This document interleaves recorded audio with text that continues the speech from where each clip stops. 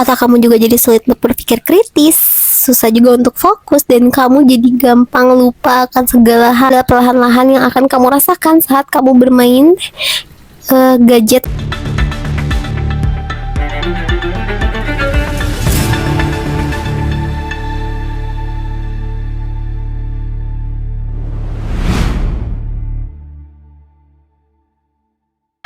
Kondisi otak kita kalau misalnya kita selalu ketergantungan akan teknologi, tahu nggak apa yang terjadi? Otak kita akan menjadi sangat rusak perlahan. Kalian ngerasa nggak sih akhir-akhir ini kita sering banget mengalami perubahan emosi yang nggak jelas juga? Karena apa? Karena saking banyaknya juga makanan yang junk food, yang enak-enak yang bisa kita makan, itu akan merubah semua yang ada di diri kita seperti otak, dan juga semua organ-organ tubuh kita tuh akan perlahan-lahan rusak tanpa kita sadar. Nggak bilang ini 1 tahun 2 tahun, tapi ini bisa berlangsung bertahun-tahun, bahkan puluhan tahun, dan kamu nggak akan tahu suatu saat kamu punya penyakit itu hasil dari kamu melakukan hal itu. Apa sih yang sebenarnya kamu lakukan? Sebenarnya yang kamu lakukan adalah scrolling handphone dengan waktu yang lama, dan kamu melihat banyak berita-berita singkat yang bisa mempengaruhi otak kamu dan mensugesti dan bermindset otak kamu jadi lebih negatif dan juga nggak produktif dalam waktu yang lama. Jadi kita udah nggak aneh, zaman sekarang banyak orang scrolling dalam waktu yang sangat lama dan membuang waktu dengan sangat lama. Dan itu akan mempengaruhi otak kita juga loh dalam berpikir dan bertindak. Misalnya kamu melihat suatu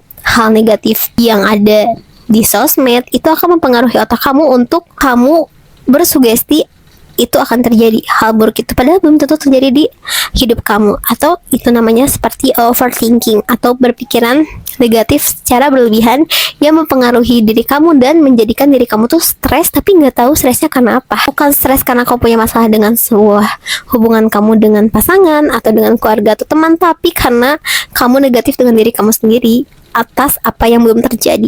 Kamu malas gerak akan hidup kamu. Contohnya kamu malas berjalan pagi-pagi, atau kamu bergerak untuk merilekskan badan kamu seperti bersih-bersih rumah atau menggerakkan badan kamu untuk melakukan aktivitas ringan di pagi hari. Itu juga akan membuat mood kamu berantakan hari. Coba deh kamu lihat, kalau misalnya ada orang yang berkomunikasi dengan orang lain tapi tetap aja melihat handphone, artinya itu udah kecanduan akan handphone atau gadget. Jadi untuk melihatnya kamu gak kuat hari itu, kamu gak buka HP, itu adalah kamu udah kecanduan dan otak kamu tuh bener-bener udah ketagihan untuk melihat scrolling dan juga gak melakukan aktivitas yang bener-bener bermanfaat di hari itu. Nah, saat kita udah ketagihan main handphone atau gadget, kita kan jadi sering begadang karena saking asik dan ramenya dalam hal yang kita suka ada di sosmed kan. Otak kamu juga jadi sulit untuk berpikir kritis, susah juga untuk fokus, dan kamu jadi gampang lupa akan segala hal perlahan-lahan yang akan kamu rasakan saat kamu bermain gadget kamu. Gawat nih, ternyata yang aku sebutin udah ada pada diri kamu semua nih. Bahkan pelupanya, bahkan hilang fokusnya, mood kamu yang berantakan, diri kamu yang hilang arah, bahkan kamu gak punya minat yang benar-benar bisa kamu kembangin, bahkan kamu jadi bingung sama diri kamu sendiri, dan jati diri kamu tuh sampai gak ada. Wah, ini udah sampai tahap sini ya kepengaruhan dari gadget ini. Solusinya adalah kita harus memperbaiki pola hidup kita sehari-hari. Kau bisa bikin jadwal diri kamu, mau kamu tulis di suatu buku atau memo di handphone kamu, atau enggak kamu tulis di suatu buku kecil yang kamu selalu tulis. Pokoknya dimanapun kamu bisa catat waktu kamu bermain handphone. Pagi itu 1 jam ceritanya, siang 1 jam, malam sejam, dan gak lebih dari itu.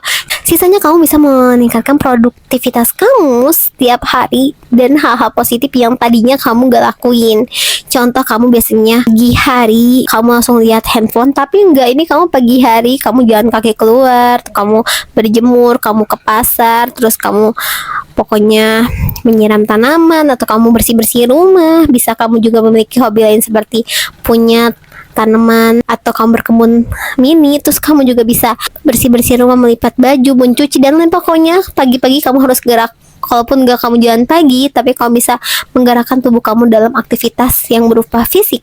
Kamu bisa membatasi waktu kamu akan screen time kamu yang tadinya kamu sejam satu waktu seperti pagi, jadinya seminggu kemudian tuh setengah jam. Dan kamu jadi benar-benar mengurangi, sangat kamu kurangi. Dan kamu melakukan aktivitas positif dulu, baru saat malam hari kamu bosan, kamu lihat handphone, dan juga kamu melakukan pendinginan otak kamu atau refresh atau nge-recharge lagi otak kamu agar gak begitu penat dengan melihat hal-hal ringan di sosmed itu boleh, asal nggak begitu dalam waktu yang lama ya. Aku nggak bilang kita nggak boleh lihat sosmed guys, kita harus bisa membagi atau memanage waktu kita untuk kesehatan dan kebaikan diri kita sendiri. Kalau nggak kita yang mikirin, siapa lagi? Yang sayang sama diri kita juga tetap kita sendiri. Di hal-hal ringan kayak gini tuh kalau kita peduli akan diri kita bisa loh untuk mengatasi ini dan juga bisa sehat jasmani dan rohani. Ada orang suka kecanduan nonton film maraton sampai malam, sampai tidurnya tuh dari jam 3 pagi sampai jam 11 siang tuh baru bangun.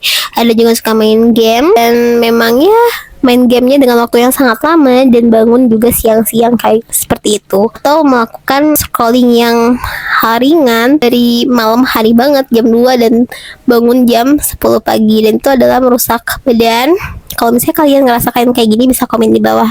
Disclaimer, aku ini nggak menyudutkan banyak pihak, tapi aku akan memberikan tips supaya kalian yang sudah merasakan kayak gini, kalian merasakan ciri-ciri dari brain rot, kalian bisa merubah diri kalian secara pelan-pelan ya. Aku nggak bilang satu waktu kalian berubah, tapi ini butuh waktu yang konsisten dan terus kalian coba. Dan teman-teman, kalau misalnya kita kurang tidur, kalau orang dewasa tuh kan 6-7 jam itu kita harus minimal tidur dalam sehari. Kita tuh harus tidur malam loh 6 jam, terus tidur siang 1 jam, itu untuk bisa menyehatkan seluruh badan kita sampai sirkulasi kita juga akan lebih lancar dan juga mood kita akan lebih naik. Walaupun kita nggak melakukan hal yang lebih baik hari itu, kalau dengan tidur yang cukup kita akan mendapatkan hal yang baik seperti mood yang baik. Bisa cepat tanggap akan sesuatu dengan kita bisa melatih otak kita dengan membaca. Jadi kita bisa membaca buku untuk menambah banyak wawasan kita, atau pembendaharaan kata kita, atau imajinasi kita. Bahkan dari cara kita menganalisis sesuatu, dengan kita membaca buku kita bisa lebih mengasah itu. Akhirnya kita bisa dengan bermeditasi untuk melancarkan pikiran-pikiran positif di otak kita dan untuk membuang pikiran-pikiran negatif, dan juga untuk merilekskan badan-badan kita. Kadang dengan bermeditasi kita bisa berpikir positif dalam waktu yang sangat lama. Walaupun lingkungan ada beberapa teman yang toksik, kita bisa tetap menjadi orang yang kepribadiannya baik dan juga pola pikir yang baik. Apa kalian tertarik untuk melakukan ini? Bisa komen di bawah ya. Kalau misalnya kalian pengen request sesuatu untuk aku bahas, bisa juga kalian komen di bawah ya. Buat kalian yang suka dengan konten aku, bisa banget kalian subscribe YouTube aku, dan juga bisa kalian follow TikTok aku di bawah ini, dan juga Instagram aku di bawah ini.